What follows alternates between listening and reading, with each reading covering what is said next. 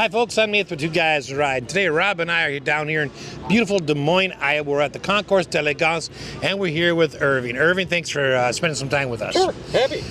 Boy, well, so were we when we walked by this stunning vehicle behind us. So tell us what we have behind here. Well, what we have here is a 1930 Rolls Royce Phantom II.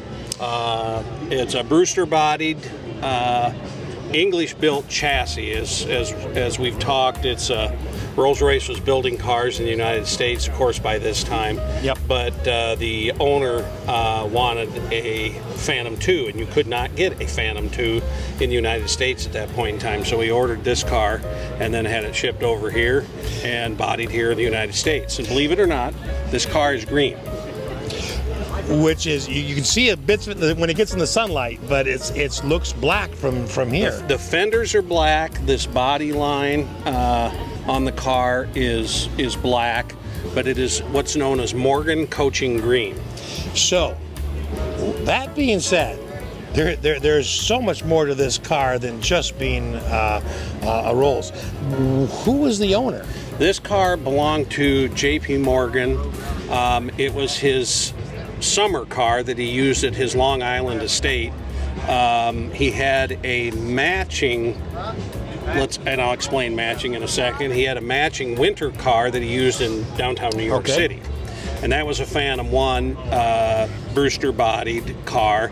You can see that car in the Ford collection today.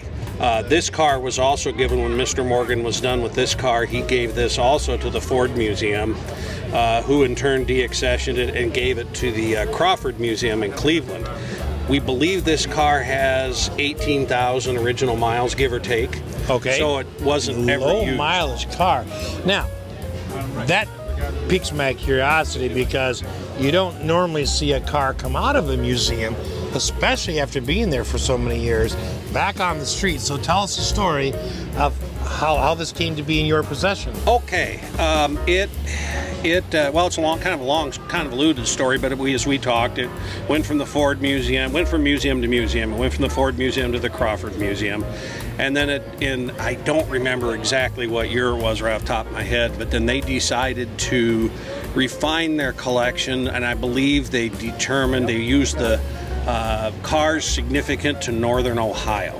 Okay. And this car not being either owned there or manufactured there, because there were so many car manufacturers in the area, this kind of fell onto their list of cars that they wanted to deaccession, which never made sense. And my father happened to be on the board at the time, and he loved the car, but he was very opposed to museums getting rid of any of their collections. So he, when it came time to vote, he voted against it, lost, and promptly resigned from the board, and then submitted a bid and ended up with the car.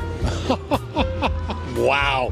Now, that is an interesting story. Yeah. I mean, wow. You kind of shake your head and go, what was the board thinking? Yeah, why were they getting rid of this? I mean, this car is, it is, like I said, 18. I mean, everything on it is original. It's never been. It's not a frame-off restoration. Body's never been out of the car. The engine's not been out of the chassis. Rear end, transmission has never, not been apart. It's all the plating under the bonnet, or as we call it, the hood in the United States.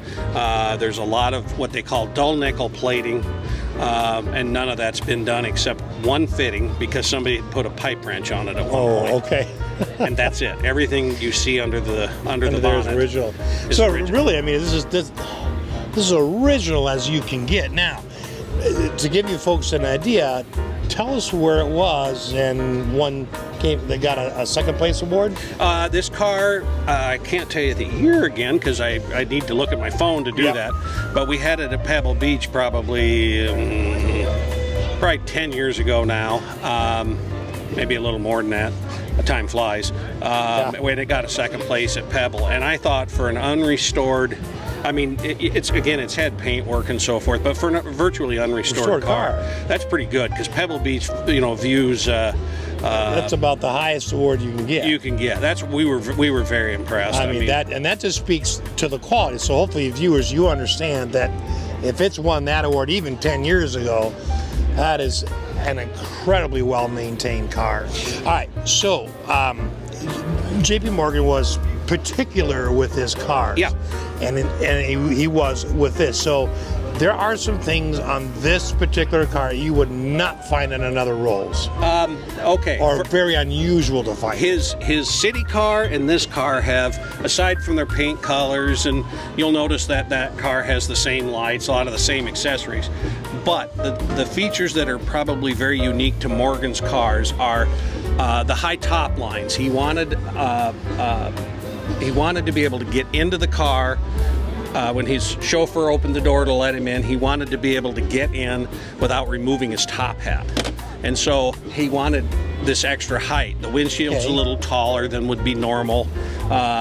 It looks, it's just a little prouder that direction. Okay. And then he also he wanted a good ride, so he ordered, when the car was built, he ordered it with custom springs in the back, so they're thinner leaves and there's an extra leaf in the back suspension. Okay, so very smooth riding. It rides like a 1978 Cadillac or something. It just floats. Just floats.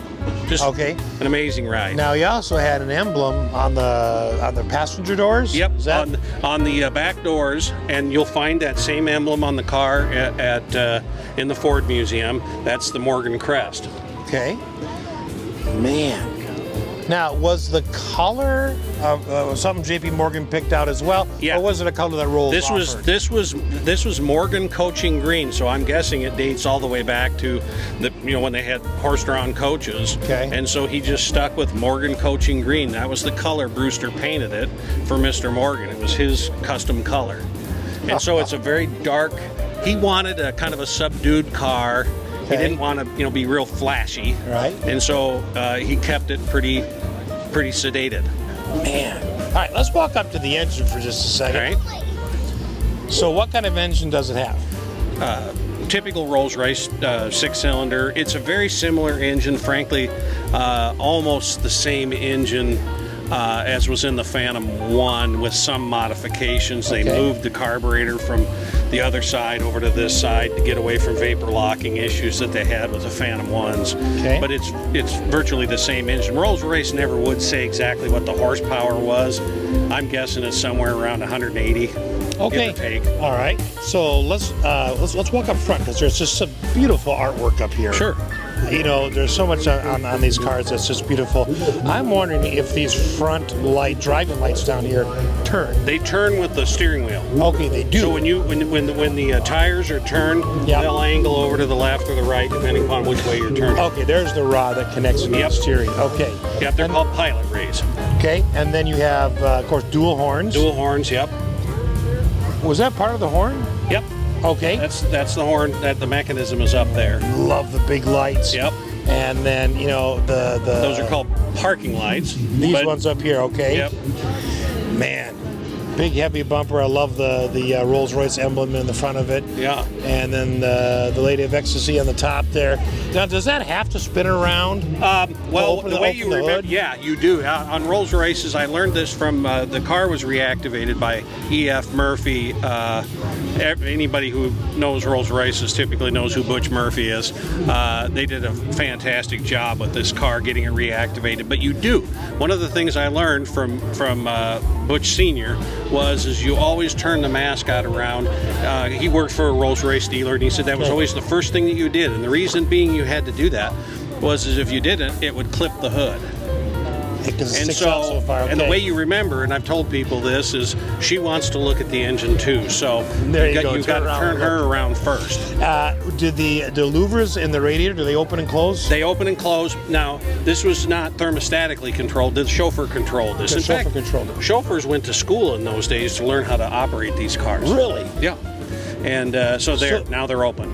Oh, that's cool. So if you bought a Rolls, you sent your chauffeur to school to learn how to drive. Where, in England? Yeah. I don't know. I'm sure that Springfield had the same. Okay. I'm sure that you could go here as well. Oh, my gosh. That is too cool. All right, let's walk around the side here. I love the wire-spoked wheels. Yeah, the stainless steel spoke. Man. So what is this? Those are wheel weights. Now, the Phantom one also had wheel weights, similar concept, but I can see there's that's got 2 of them on there. Okay. it's got 3 of them. Well, I didn't see the third And one. they actually are covers. What you're seeing are covers. And on the Phantom one, they didn't have covers, and I guess Rolls Royce thought that was a little too tacky, so they needed to have covers. So by the time they got to the Phantom 2, hence we have covers. Okay. Man, that's that. So on this, typical mirrors for those days. Yep. Strap onto the tires.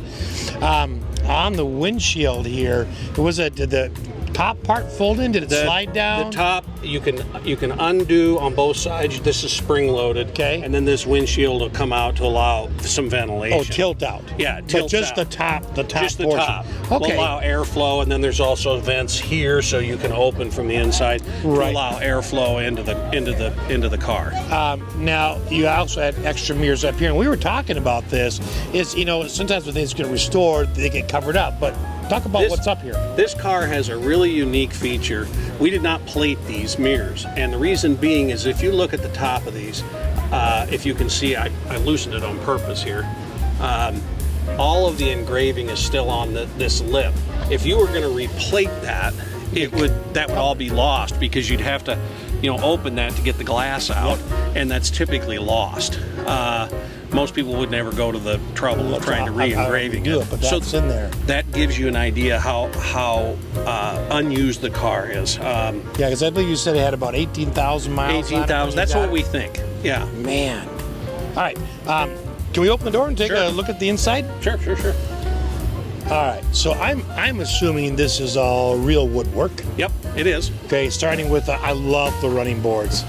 Just the detail, the grooves on the beveling on the sides. Sure. And that's not been replaced. That's just been just renewed. Yeah. We didn't have the car apart. We did take a lot of the chrome and stuff off, but right, it was just that was a part to get refinished, but that was it. Man. Dashboard all original, of course. So up here on the dashboard, real quick, this would have been a glove box. A glove box, lockable. Yep, you can lock it. This cigar lighter. Okay, would have been important in those days. Every car had one. Radio. That's a fuel gauge. Fuel gauge. Then you go to lights. Okay. Talk about the gauges. And then you go to just all the instrumentation. Okay. Speedometer, and being that it was an American car, that's in miles per hour. Okay. And then a clock on the far right, which I didn't bother to set this morning. Everything works. It works. Yeah. Next to that lever sticking down, this says starting carburetor. It's got a little extra carburetor on it that you can. If it's a little stubborn starting, you can turn that on, and then you just turn that back. You're talking about this one up here? No, I'm talking about below that. Okay. And above it is the down here. No, go up, right there. That's the starting carburetor. Okay. Above that lever above it is for the trafficators, the turn signals, if you will. Right there. Semaphores or trafficators? Yeah, trafficators. So they would just flip out. They come out and they're illuminated. Okay. They're yellow. Yeah. Then you have another cigar lighter. There's 3. There's one back in the back seat too. Magneto switch. Then of course, what they call the switch, the main switch for the car is that large object over there. And on the left side, it says S&T and HS&T. That's the headlights and the parking lights are all controlled there. On the right side is the car's ignition switches. And then, of course, you had your gas pedal. Gas pedal is a little skinny thing way on the right. On the right, yep. And then brake and clutch. Yep. And then high beam on the floor? Yep. Okay. And then what were the 2 levers on the floor? You got a brake lever and then your shift lever. Okay, those 2. Your hand brake and then your shift lever. And then underneath there is the fuel shut off. There's a few. Oh, I see. Okay. Reserve, main, and off. Okay. Now, moving to the back here, this has an adjustable windshield and also some sort of wind protector. I guess I would call it a skirt. I'm not sure what the proper term is, but this could be moved in and out to allow easy access to the back seat. Okay. Then you could scoot it back right in front of whomever is sitting back here, in this case Mr. Morgan. You could slide that windshield back and then he would be protected from the wind and whatever kind of weather they're driving through. What were these silver pieces in the door? These are side curtains go in here, so you could put they side clip curtains in in. here. Yeah, we've got they're behind the back seat. Okay. Oh, that's interesting. They just clip right in there. Yes. Okay. Wow. All right, let's walk to the back here a minute. Sure. Standard travel Yes. box on the back, Yep. right? That wasn't okay. And then this would have been the standard tail light. Yep. And it had two tail lights, Two right? tail Yes, lights, yep. It did. Okay. American. Right. Man. You can see that little taller roof line. Taller roof line, Yep. yeah. And the green starts to pick up here. Yeah, you can really see the back. green Yeah. now here Coming pretty out well. in the sun. Yeah, that way you had a formal car in the evening, so in other words black. Yeah. And then you had your racy colored car now. Yeah, it was a nice color combination with the black fenders and the darker green. Most Oh, people man. see this car when they see it. If it's inside or it's overcast, everybody says, "Oh, it's a black car."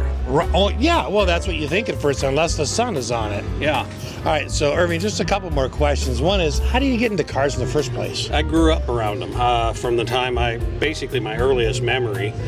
We were showing cars, whether it be in Atlanta or all over the Midwest.